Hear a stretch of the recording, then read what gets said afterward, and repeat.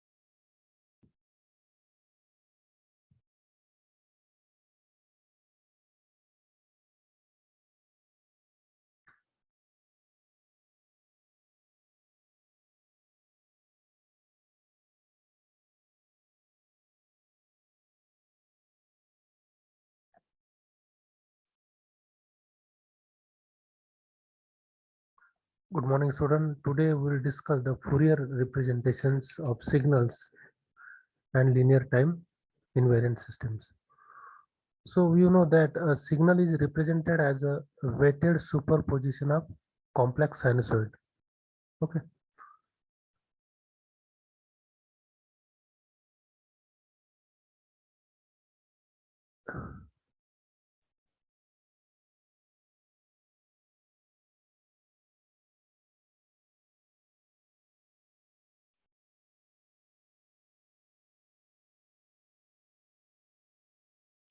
Weighted sum of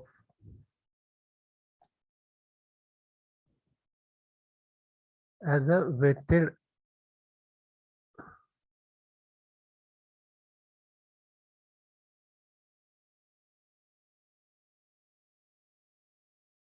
superposition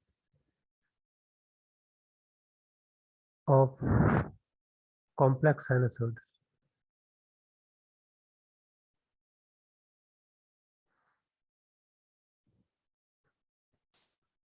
Okay. So if such signal is applied to the linear time invariant system, then the system output is a weighted superposition of the system response to each complex sinusoids.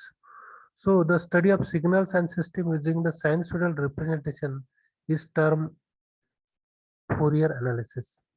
So if you applied the sinusoidal, if signal and systems using sinusoidal representation is termed as the Fourier analysis. Okay, the study of signals and systems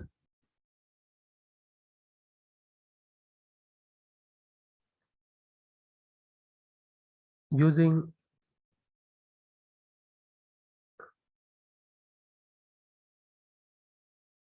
sinusoidal representation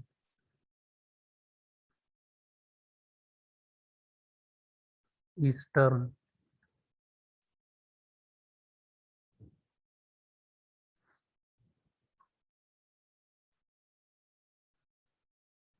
Fourier analysis.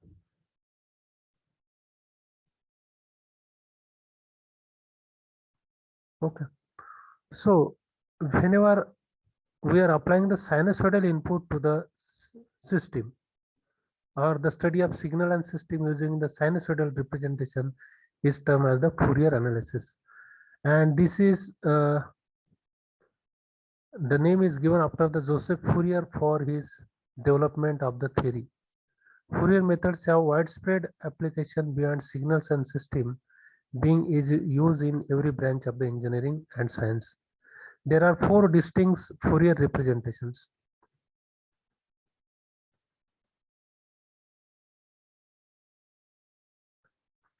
There are four distinct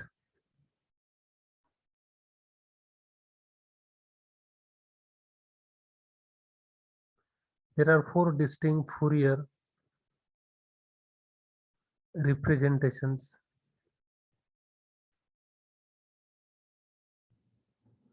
each applicable to the different class of signal.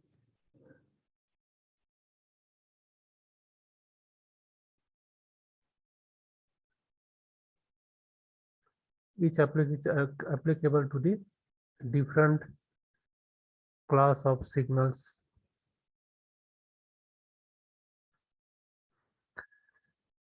Determined by the periodicity properties of the signals, whether the signal is discrete or continuous in time. Determined by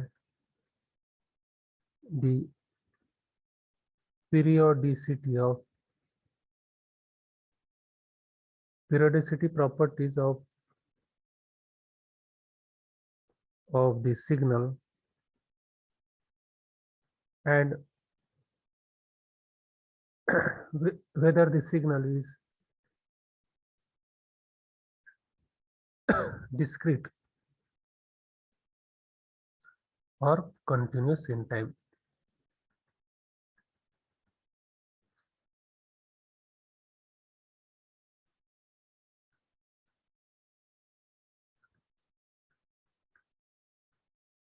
Okay, so complex sinusoids and frequency response.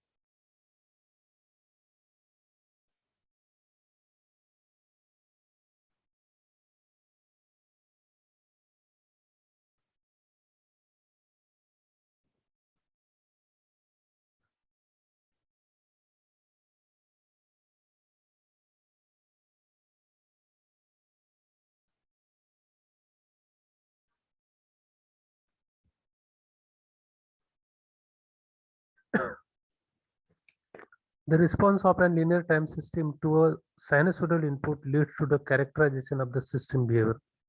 That is termed the frequency response of the system. Means the system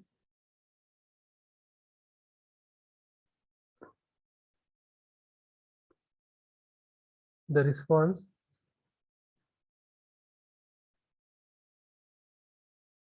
response of an linear time invariant system to a sinusoidal input leads to a characterization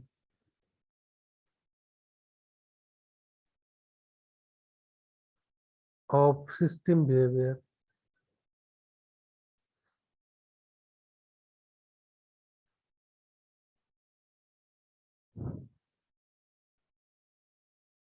that is termed the frequency response of the system.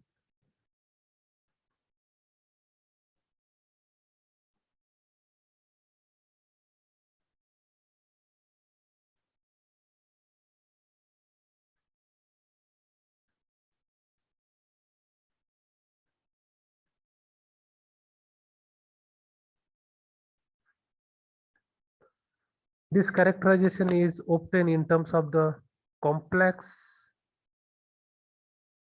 uh, this characterization is obtained in terms of the impulse response using the convolution and a complex sinusoidal input signal.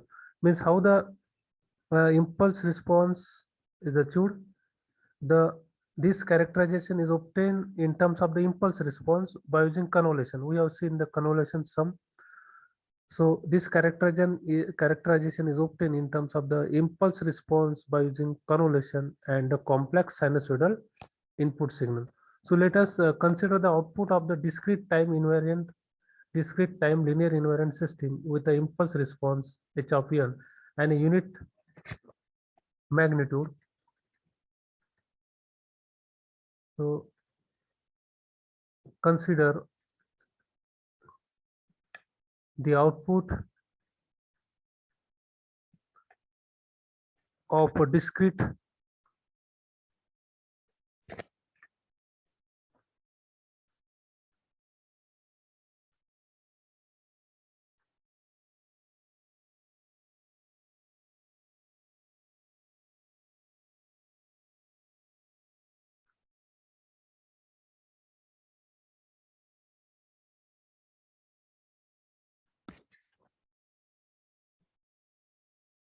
discrete time linear invariant linear time invariant system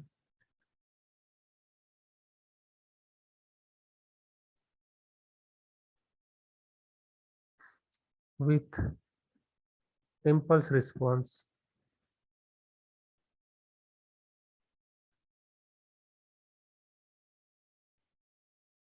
h of n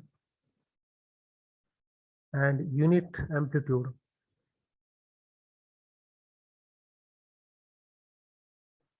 complex sinusoidal input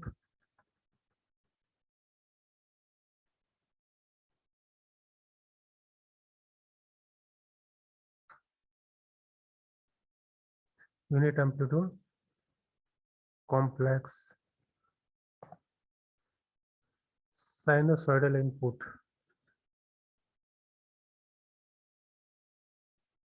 So x of n is equal to e raised to power j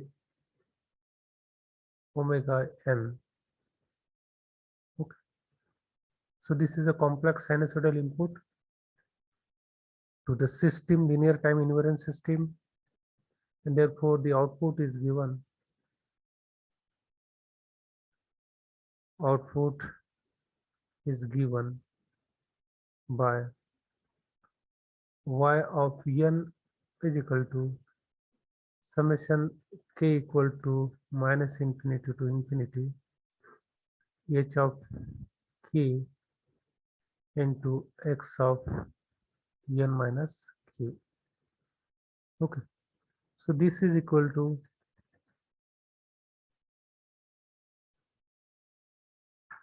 summation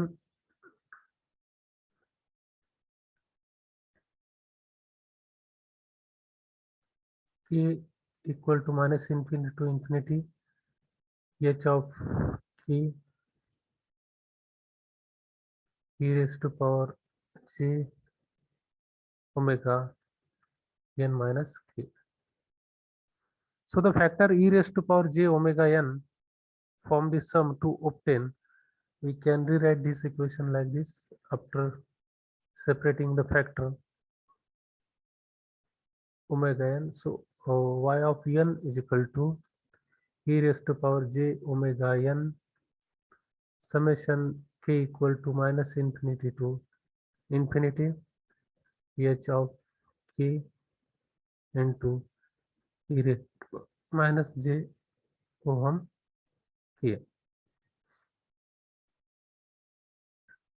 So this is a h into e raised to power j ohm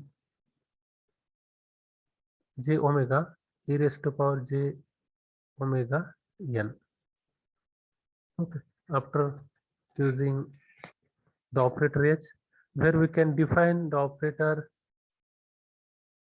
h into e raised to power j omega is equal to summation k equal to minus infinity to infinity h of k into e raised to power minus j omega k. This is equation number 1.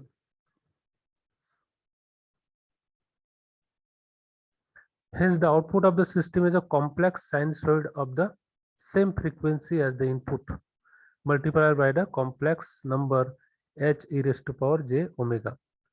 This complex scaling factor h of e raised to power j omega is not a function of time n, but is only a function of frequency omega, and is termed as the frequency response of the discrete time systems. Okay. Similarly, the results are obtained for the continuous time system, and let the amplitude response of such system h of t similarly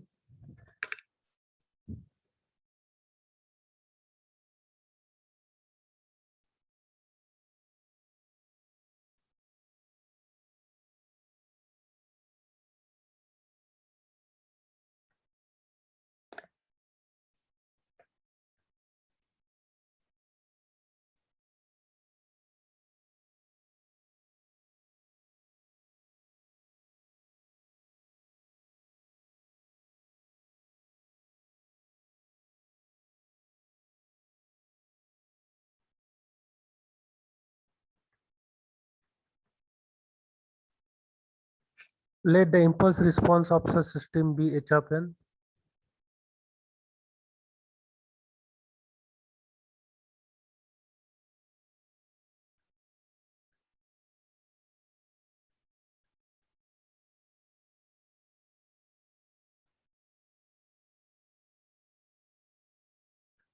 As this is a continuous time system, this is h of t, and the input be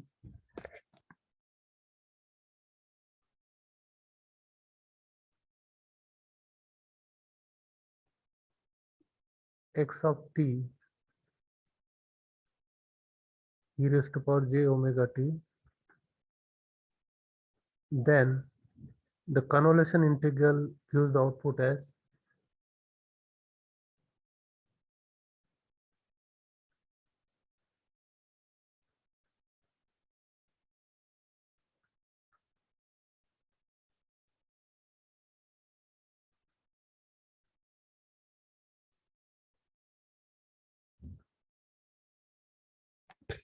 then the convolution integral gives the output as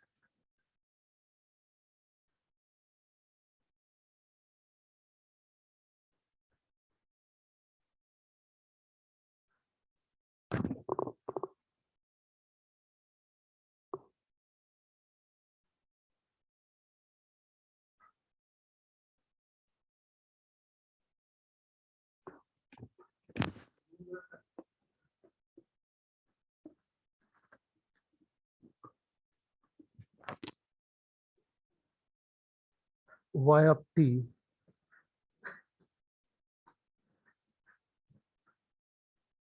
that is minus infinity to infinity, h of tau into e raised to power j omega t minus tau d tau.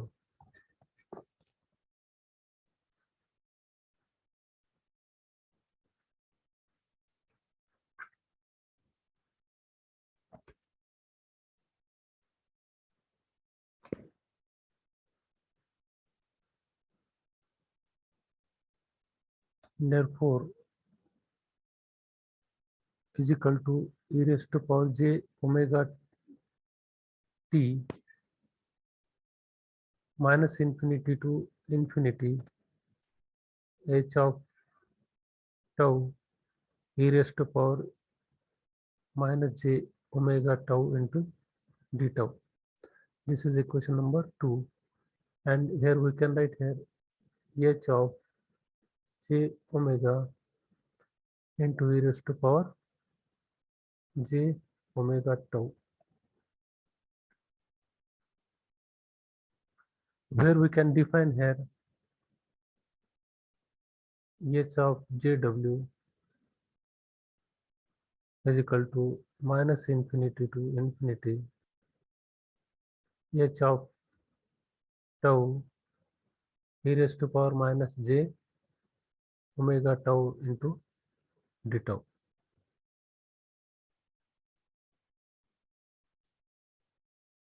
Okay, the output therefore we can define e raised to power j omega n h of n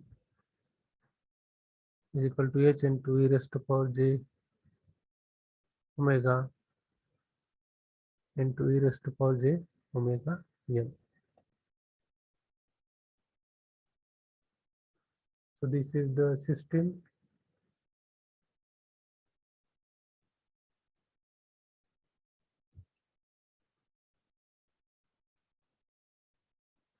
So output of this system is thus the complex sinusoid of the same frequency as the input multiplied by the complex number h of jw. Okay. So the output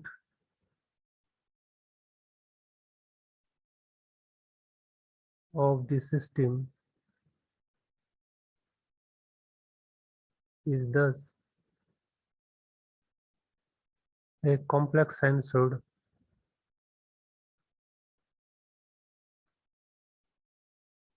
of the same frequency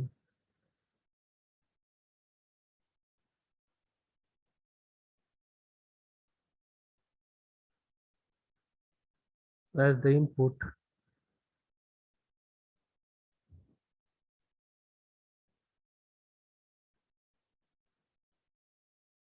multiplied by the complex number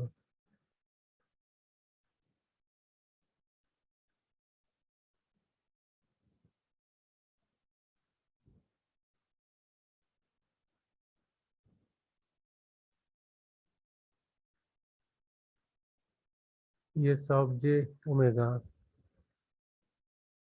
Note that the h of j omega is known as is a function of only the frequency omega and not the time t, and this is termed the frequency response of continuous time system.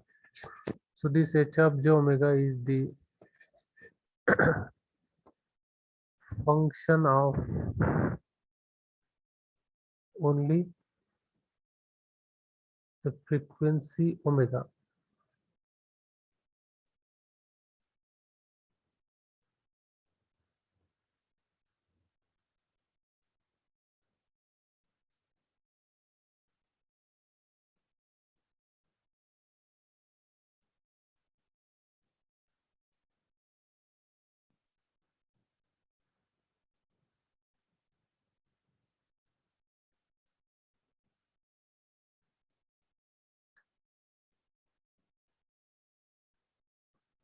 So h of j omega is a function of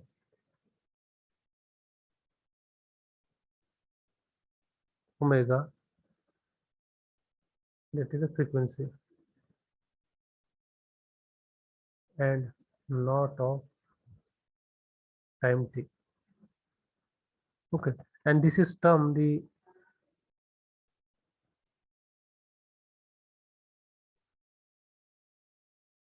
the frequency response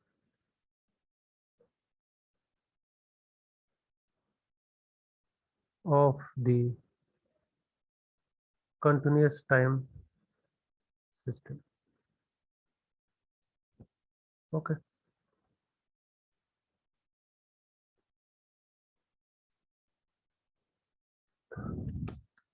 an intuitive interpretation of the sinusoidal steady state response is obtained by writing the complex values frequency response h of w in the polar form.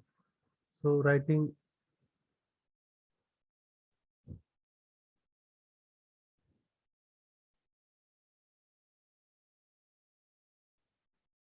h of jw in polar form. Okay, so recall that if suppose c is equal to a plus jb is a complex number, then we may write c in the polar form as c is equal to magnitude of c into e raised to power j of argument of c,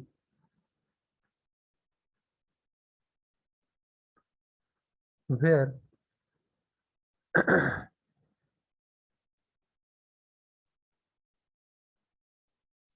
where magnitude of c can be calculated as the square root of a square plus b square and argument of c is equal to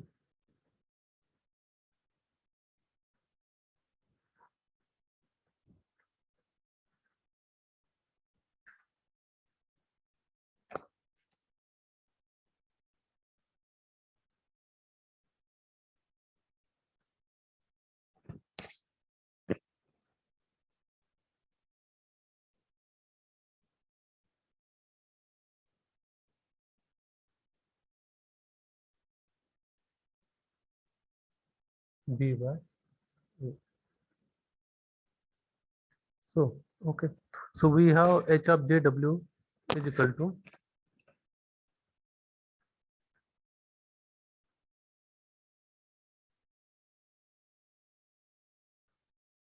h of j omega is equal to magnitude of h of jw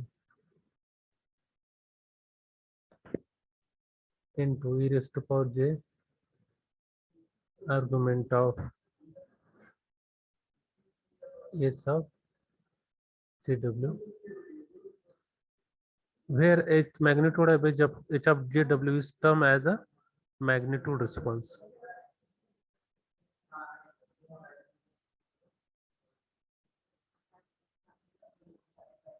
Is now termed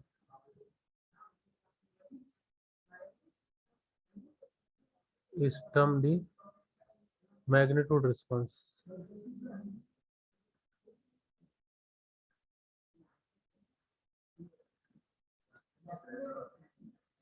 Is now termed the magnitude response and argument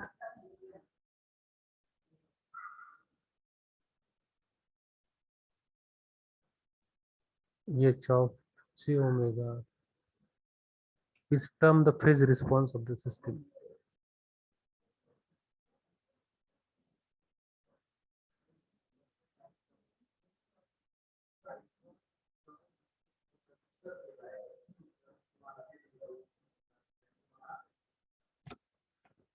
Okay, is termed the phase response of the system. So substituting the polar form into equation 2, we may express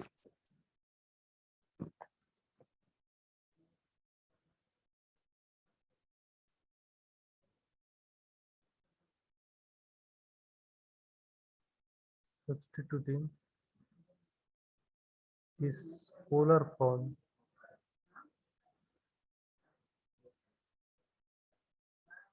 into equation 2, we may express the output as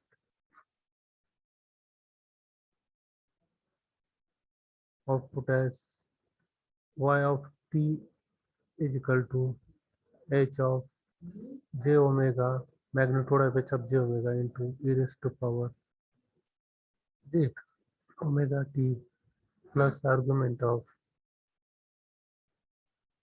h of j omega.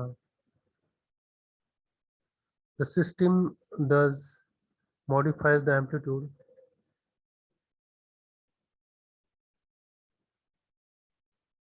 the system thus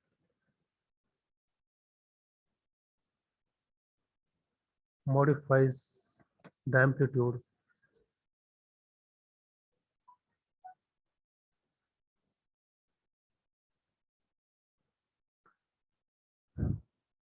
of the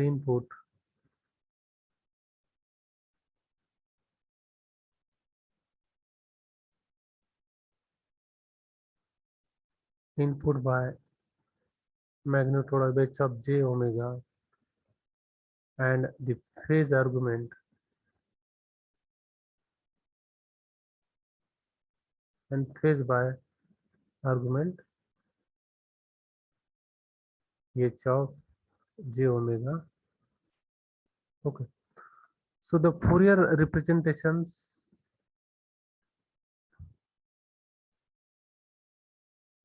for 4 classes of signals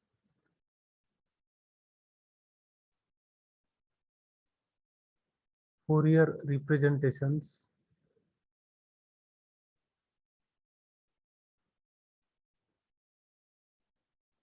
for 4 classes of signal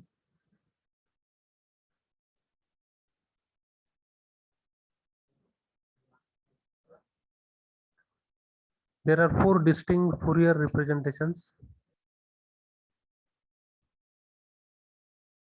There are 4 distinct Fourier representation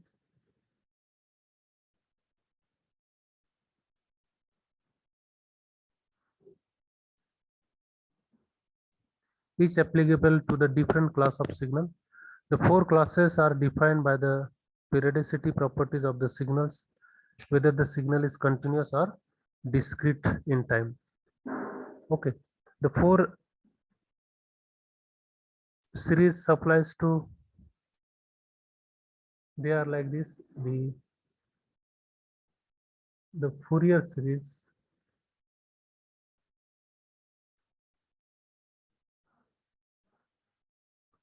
applies to continuous time periodic signal.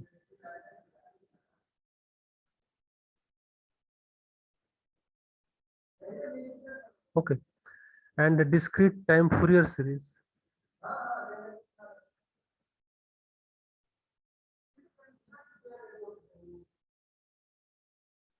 Discrete time Fourier series.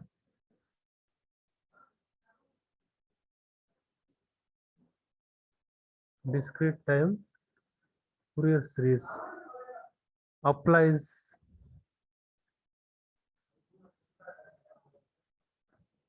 to discrete time periodic signals.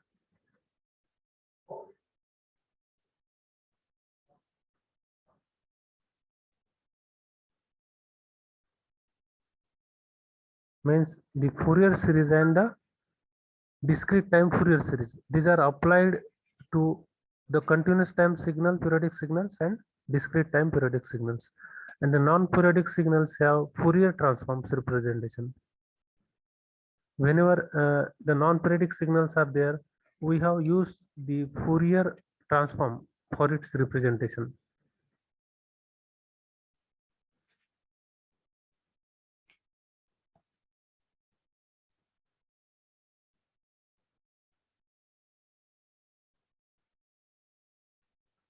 Non-periodic signals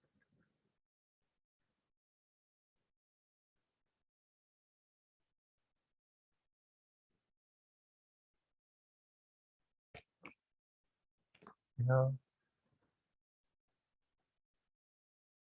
Fourier transform representation.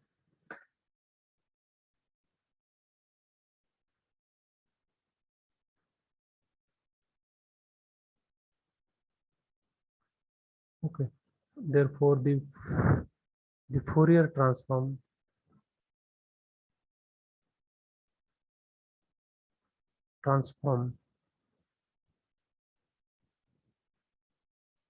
the Fourier transform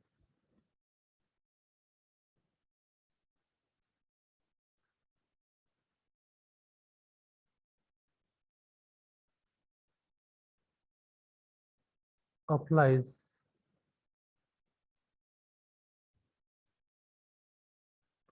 to a signal that is a continuous in time periodic, to a signal that is continuous in time periodic. And the discrete time Fourier transform applies to the signal that is discrete in time and non-periodic. Discrete in time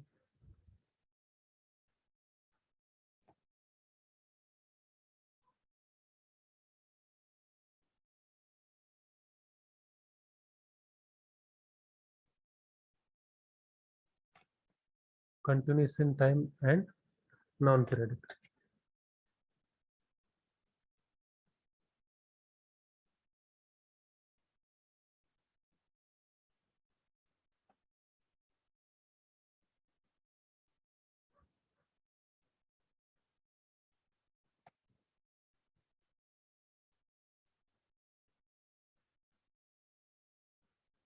And the discrete time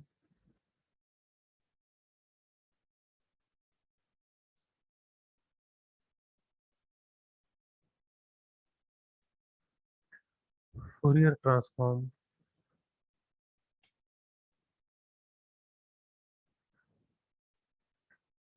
discrete time Fourier transform, that is DTFT, applies to a signal that is discrete in time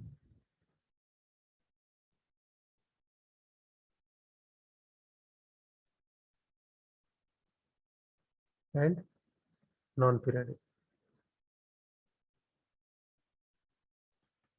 Similarly, the non-periodic signals have the Fourier transform representation. So the Fourier transform applies to the signal that is continuous in time periodic.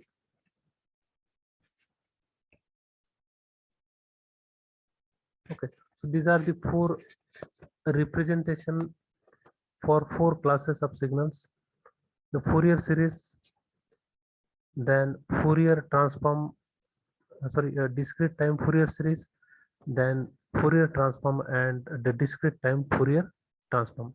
The Fourier series applies to the continuous time periodic signals, and the discrete time Fourier series applies to the discrete time periodic signals. So whenever the non-periodic signals are there, they have Fourier transform representation. The Fourier transform applies to the signal that is a continuous in time periodic, that are continuous in time periodic, and the discrete time Fourier transform applies to the signal that is discrete in time and non-periodic. That is a continuous in time, and this should be non-periodic.